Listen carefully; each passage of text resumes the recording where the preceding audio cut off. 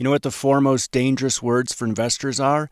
This time it's different. All the 25-year-old life coaches out there are telling you that AI is the investment opportunity of a lifetime, but tenured finance professionals at Goldman Sachs know that volatility goes both ways and ROI matters. Are you worried about those AI stocks you're holding with massive paper profits?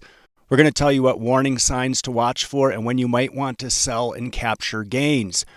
Now, I like this piece here by the Financial Times. It says NVIDIA could reach a $50 trillion market cap in a decade, says top tech investor. That's a 4,710% upside from where it sits today. Now, we certainly hope so, because that would equate to a 79,000% return on our own NVIDIA position, but we can't help but wonder if this isn't a bit ridiculous. Now, this manager's from Scottish Mortgage. They're a really decent outfit, and of course, he's putting a 10 to 15% probability on this, but it just goes to show that in times of hype, you can say just about anything to get some free press. Now, if we do the math on this and make a few assumptions, so no changes in net or gross margins, same shares outstanding, same PE as today, then NVIDIA would have about $1.8 trillion in revenues and about $1 trillion in net income. So what we want to look at is what one of the world's top investment banks thinks. Now, when I went to B school, I found out some truths. The first is that spending $150K on B school only matters if you're in a top 5 school. That's because alumni networks are what get you the good jobs. Now, if you hustle like mad, you might be able to change that. And at least when I went to school, there were 2 highly desirable tracks, investment banking and consulting. Now, I pushed towards the investment banking opportunities, and the high selectivity there made it extremely tough. There's a low single-digit intake if you're lucky, so it looks something like this. You have 10,000 resumes, 200 interviews, and 20 associates would be pulled from that. Goldman Sachs has been, or probably is, I would imagine, one of the toughest nuts to break, and you're competing against the brightest minds in the world. And these 2 charts here, our intern didn't put credits on these, but they were pulled from somewhere, show revenues for the top investment banks. You can see Goldman Sachs at the top there. On the right, you can see the percentage of Ivy League alumni at Goldman and Barclays there at the top. Now, I managed to make my way into Morgan Stanley, not quite at the top there, but I was competing against some very formidable competitors, and listening to what people in these firms have to say is a very good idea. That's because at least today, the human brain is 10,000 times more effective per unit of power in performing cognitive tasks versus generative AI. Now, one of our prolific posters in our Discord community, Stan, brought this report to our attention, and it's titled here, Gen AI, Too Much Spend, Too Little Benefit. Now, the whole cautiously optimistic approach you can see being taken here is as expected, right? So they always want to show you both sides so that they can point to the fact that they weren't entirely wrong. But we're mainly interested in pulling the bearish talking points from this report. We've heard enough from the bulls, and we're only going to touch on minimal parts of this excellent report. We recommend you read it and take all your business to Goldman Sachs so they don't get angry at us for leveraging their content to produce this video. Now, the people interviewed in this report, you can see a list of them here. The person we're going to focus on today is Jim Covello. He's the head of global equity research at Goldman Sachs. In other words, he's a BSD. He says here, and this is not any new information, that the AI infrastructure build-out is going to cost over $1 trillion in the next several years alone, which includes spending on data centers, utilities, and applications. And he says the crucial question is this: what's the $1 trillion problem AI is going to solve? And he says that replacing low-wage jobs with tremendously costly technology is the polar opposite of what he's witnessed in his 30 years of closely following the tech industry. So some conclusions here. Expensive technology solutions don't scale very well. The ROI on all this spend is questionable. And really, this is the perfect pointer to Gartner's hype cycle. Now, the report shows some of the disappointments that are swept under the rug. For example, OpenAI, which isn't that competent in its early stage, and one would expect that, but it's 10 times more costly than Google searches. So it needs to be a whole lot more effective than it is today. And as Jim says, not just helping people find certain information, but helping them make better decisions with that information. Now, the report goes on to talk about how the interviewer says, well, even if AI technology is expensive today, isn't it often the case that technology costs decline dramatically as the technology evolves? And Jim responds by saying the internet was a low-cost technology solution from day one. Now, Web 2.0 is still providing cheaper solutions that are disrupting more expensive solutions. He gives Uber as an example. Now, I was around for Web 1.0, and I could tell you it wasn't exactly cheap back then. It was certainly expensive for firms to build e-commerce solutions, but the value that they would get from that was so great that you couldn't afford not to do it. And he thinks the tech world is too complacent in its assumption that AI costs will decline substantially over time.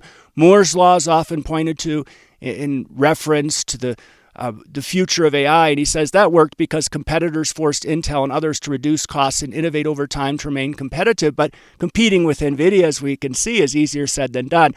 Look at how fast they're innovating. Every time you turn around, they're introducing a new product. They're even cannibalizing their own products with the next great thing that they're producing. So Jim asks here, where's the killer app? So AI bulls seem to just trust that use cases will proliferate as the technology evolves, but he says 18 months after the introduction of generative AI, not one truly transformative, let alone cost-effective application has been found. Well, the big tech companies, they have no choice but to engage in the AI arms race given the hype around the space and the fear of missing out. So this massive AI spend build-out will continue. He says virtual reality, the metaverse, and blockchain, as we've witnessed, are prime examples of technologies that saw substantial spend but have few, if any, real-world applications today. So a rising tide is going to affect all boats. And when he points to, if you recall in our previous presentations in this series on AI, we looked at the two beneficiaries of AI. One would be growing revenues and the other would be reducing costs. But he says here, if AI's benefits remain largely limited to efficiency improvements, that probably won't lead to multiple expansion because cost savings just get arbitraged away. In other words, if a company can use a robot to improve efficiency, so can their competitors, so they won't be able to charge more or increase margins. It's an interesting statement. What to do? Well, he says, you can stay invested in infrastructure providers and watch for fundamentals to show weakness. The bubble bursting, if it does, won't be as dramatic, he says, when compared to perhaps the dot-com times because companies today are very well capitalized. He asks this question, how long will investors remain satisfied with the mantra, if you build it, they will come? The more time that passes without significant AI applications, the more challenging the AI story will become. And he says spending on experiments like these will be the first things to go if corporate profitability starts to decline.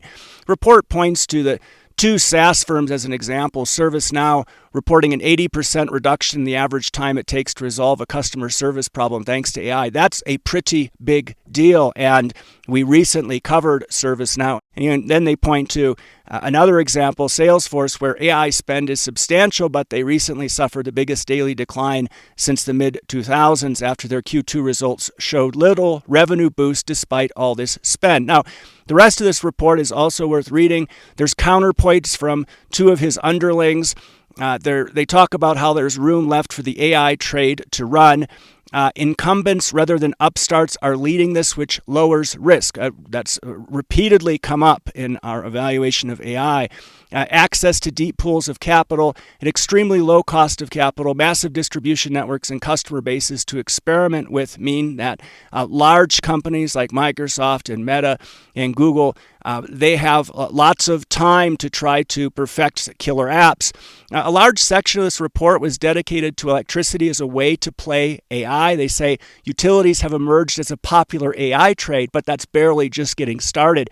And they point to Virginia as a good use case for showing how data center electricity consumption is going to skyrocket. Now, I know it can be hard to find videos on our channel, but we produced one specifically on this topic. If you're a premium subscriber, just drop us an email, reply to any email we send, ask us for a video on investing in quality electric dividend stocks, and we'll send that right to you. If you're not a paying subscriber, consider it at some point. There's a pinned link in the comments section with info on that. Now, on valuation, Jim said something very interesting. He says that companies have already had a substantial run-up, but history suggests that an expensive valuation alone won't stop a company's stock price from rising further if the fundamentals that made the company expensive in the first place remain intact. That's very important. NVIDIA is a great example of that.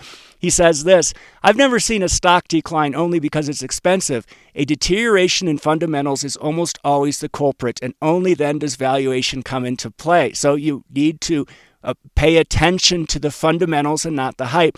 As we say, invest in companies, not stocks. Have some predefined rules while everything is going well. And if you invest in quality names and ignore the hype, you're going to be just fine. You might say, well, what quality names, Joe? Well, we just did 3 presentations in a 3-part series looking at hardware, data, and apps. Now, I know these thumbs may appear clickbait, but I can assure you, as always, our content is anything but. So let's think this through a little. Hyperscalers and the rest are going to continue scaling infrastructure build-outs. Use cases will begin to be deployed. So Microsoft Copilot, anyone, whatever they've released so far is largely been rubbish, but I imagine that something good will be on its way. The suits are going to start looking at ROI when engineers keep asking for money. That's how it goes in large organizations. Everyone's asking for money. And not all companies are going to show an ROI. And at that point, spend is going to be curtailed and a baseline of spend will emerge. Investing in companies that benefit regardless of the direction AI takes is a really good idea, but they better be using their cash for shoring up other segments. We've looked at NVIDIA in that context, examining their various segments to see what opportunities. Networking is something NVIDIA is getting into, directly challenging Arista Networks. You look at Synopsys, they're spending their cash cow right now on ANSYS. That's something we'll probably cover in the future. If you want to be Microsoft, if the future Microsoft, you better diversify. When you look at NVIDIA's revenue growth, this is how a very expensive valuation drops very quickly. On the left, you'll see revenue growth, and more powerful on the right, that's profits there. So there's 2 outcomes for a richly valued stock. Either fundamentals are going to improve or decline, or I suppose they could just flatline, but revenue growth is always ground truth right now and at all times for AI stocks. So when it comes to AI hype, this is going to create the most problems for the most investors. And we're not talking about incumbents peppering their investor decks with mentions of AI and machine learning and LLMs. We're talking about small names being pumped by cheerleaders. And I put a few examples here. These are firms that we've covered. I don't think we've covered Airship, actually, but the others we have. And just because there's AI in the company name, they take a big jump like that. And the pundits out there don't help anything. Look at this rubbish from the Motley Fool. They say this AI stock could double, and it is way cheaper than NVIDIA. Apples to orange comparison. They're looking at Opera. This is a browser company with a planned generative AI plugin and the leading provider of AI chips. Comparing those two is rubbish. Whatever editor let this drivel out the door should be taken out back and shot because it's misleading people. Another good example of the public being misled and not digging into the details would be SoundHound AI. So when NVIDIA announced after they hit a certain threshold in that organization for external investments, they had to make a filing with the SEC. And when they did, they made note of this legacy investment in SoundHound from 2017. Well, everybody out there spun this as if NVIDIA was actively investing in SoundHound. That was not the case. And look what happened to the share price. It was actually valued higher than NVIDIA when we took this information. So you need to be very wary of AI hype. Now, the big question is this: when to sell? So there are people out there sitting on lots of gains. Now, if you bought something playing the musical chairs game of AI hype, we can't help you there. But when to sell, we could tell you what our rules are. So we have 2 portfolios, dividend growth and disruptive growth. We sell dividend growth for one reason: if a dividend stops growing, that's it.